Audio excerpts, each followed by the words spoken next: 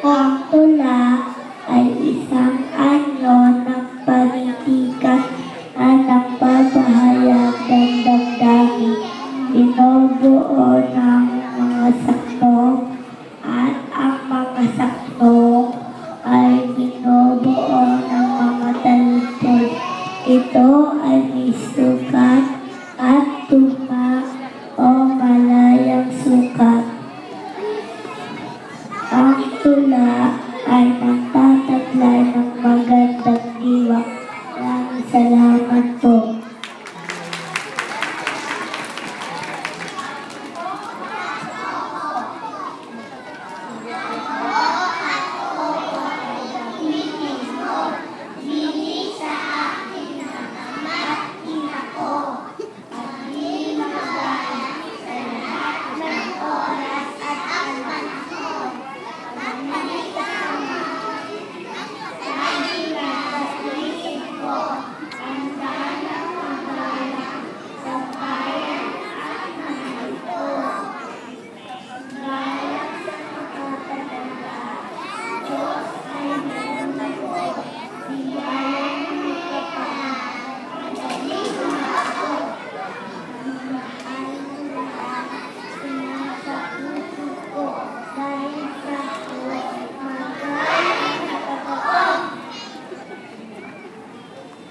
Ayan! Galing-galing naman ng singer nursery ticket.